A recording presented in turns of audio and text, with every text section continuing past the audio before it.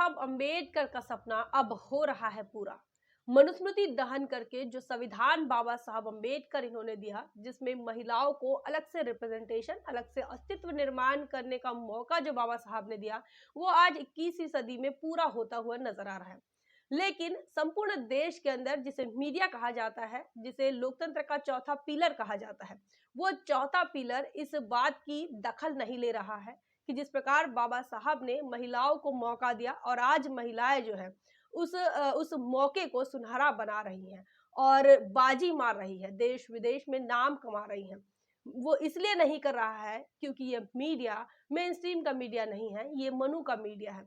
मनु का मीडिया नहीं चाहता कि इस देश की तमाम बैकवर्ड महिलाएं, चाहे वो शेड्यूल कास्ट की हो, चाहे वो शेड्यूल ट्राइब की हो, या फिर ओबीसी के घर की महिला हो, या फिर माइनॉरिटी के घर की महिला हो, वो नाम कमाए। लेकिन बाबा साहब तो चाहते थे कि ये नाम कमाए और वही हो रहा है।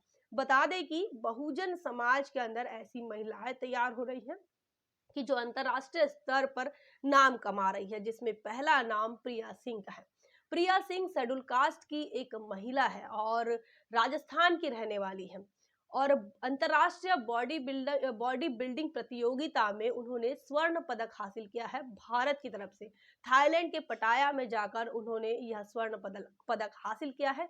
लेकिन ये इस देश का दुर्भाग्य कहिए या फिर इस देश की मीडिया का मनुवादी चेहरा कहिए कि उन्होंने अभी तक प्रिया सिंह को लेकर कोई भी खबर या इसे ब्रेकिंग न्यूज नहीं बनाया। इतना ही नहीं, राजस्थान की रहने वाली प्रिया सिंह इनको लेकर ये जब स्वर्ण पदक लेकर आई, गोल्ड जीतकर जब भारत आई, तो गहलोत सरकार ने भी इस बात को दखल नहीं लिया, इस बात की दखल नहीं लिया और ना ही इस देश की केंद्र सरकार ने। भारत के लिए जो महिला गोल्ड लेकर आती है उसका मान सम्मान किया जाता है, लेकिन उसकी जाति देखना पड़ता है। अगर प्रिया सिंह सवर्ण होती, अगर प्रिया सिंह ठाकुर होती, तो जरूर उसका सम्मान किया जाता। प्रिया सिंह को लेकर इस देश के अखबारों ने कोई हेडलाइन नहीं चलाई, ना ही मीडिया में इसकी कोई खबर आई।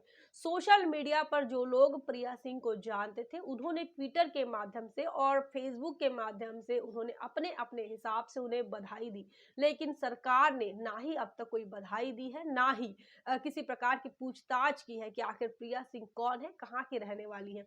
प्रिया सिंह का एक वीडियो वायरल हो रहा है और उनका यह कहना है, उस वीडियो में वो ये कह रही है कि मेरे साथ ये इसलिए हुआ क्योंकि मैं जाति से शेड्यूल कास्ट हूँ, मैं दलित हूँ।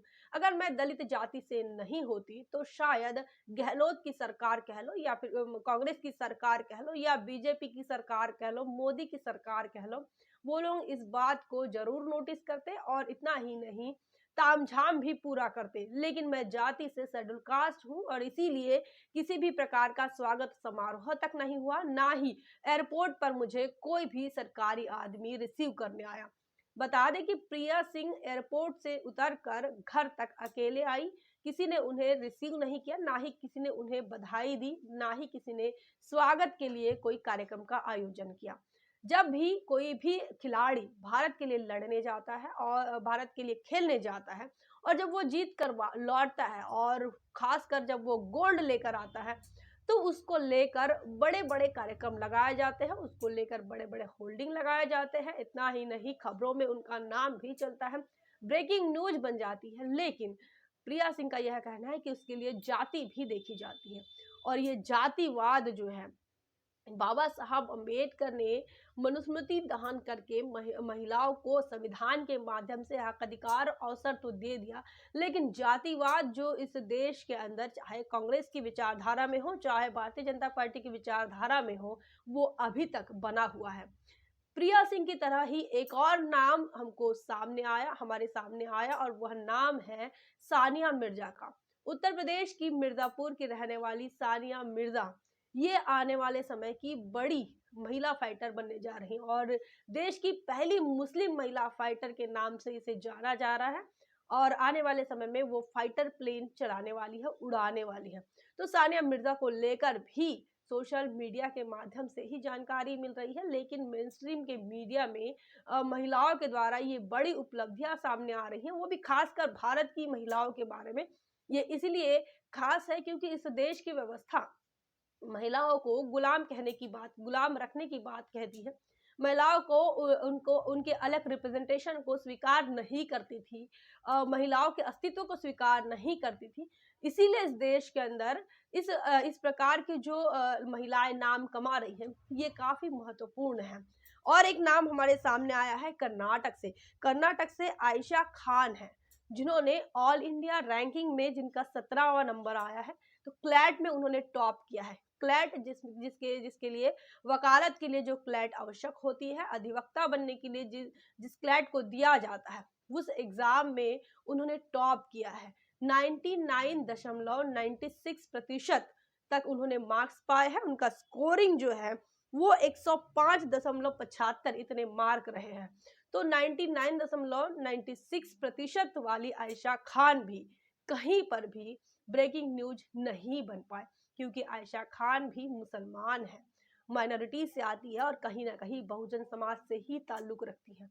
जिन लोगों को बाबा साहब अम्बेडकर इन्होंने नाम कमाने का अवसर दिया, उन लोगों को मीडिया और सरकार जो है वो स्वीकार करते हुए नजर नहीं आ रही हैं। तीसरा नाम मैं आपको बता दूं कि कुमारी मालावत पूर्णा, जो कि तेलंगाना के निजामाबाद की रहने वाली है, शेड्यूल ट्राइब की लड़की है। 13 साल में उन्होंने दुनिया का सबसे बड़ा ऊंचा शिखर माउंट एवरेस्ट को उन्होंने उस पर चढ़ाई की। वो 13 वर्ष की लड़की है और जैसा कि मैंने बताया कि वो तेलंगाना की रहने वाली है। और इतना ही नहीं, उन्होंने वर्ल्ड रिकॉर्ड में अपना नाम दर्ज किया। तो सिर्फ माउंट एवरेस्ट पर चढ़कर ही नहीं, तो 7 महाद्वीपों के जितने भी बड़े ऊंचे शिखर है, उन तमाम शिखरों को उन्होंने चढ़कर अपना जो वर्ल्ड रिकॉर्ड बनाया है। तो ये महिलाएं जो है, जो दिख रही है, कोई शेड्यूल कास्ट की है, कोई शेड्यूल ट्राइब की है, कोई मुस्लिम समाज से आ रही है, ये महिलाएं पायोनियर बन रही हैं अपने समाज के लिए। जिस व्यवस्था ने इन महिलाओं को अपना अस्तित्व निर्माण करने का मौका नहीं दिया, इन्हें पैर की जूती समझा, इन्हें ताड़ने के अधिकारी बताया, वो महिलाएं आज माउंट एवरेस्ट चढ़ रही है। इतना ही नहीं, 13 साल की उम्र में माउंट एवरेस्ट चढ़ रही है, 7 महाद्वीपों के ऊंचे शिखर को उन्होंने पार कर लिया है और दुनिया के वर्ल्ड रिकॉर्ड में उन्होंने अपना नाम भी दर्ज कर दिया है। तो जिस SC ST OBC और माइनॉरिटीज को व्यवस्था से बाहर रखा गया, जिस SC ST OBCs को इस देश के अंदर मुख्यधारा में नहीं आने दिया, आज वो लड़कर संघर्ष कर कर सामने आ रही हैं। और ये बाबा साहब अम्बेडकर की वजह से हो रहा है, इसे मानना पड़ेगा। क्योंकि बाबा साहब अम्बेडकर अगर नहीं होते तो इस देश की महिलाएं कभी भी इस देश की मनुवादी व्यवस्था से आजाद नहीं हो पाती। इस संदर्भ में आपका क्या ख्याल है, कमेंट सेक्शन में जरूर बताएं। बने रहे द थिंक पर। जय भीम, जय भारत। बहुजन विचारधारा को घर घर तक पहुंचाने के लिए हमारे YouTube चैनल को सब्सक्राइब करें, लाइक करें, कमेंट करें, शेयर करें और बेल आइकन की घंटी दबाना ना भूलें।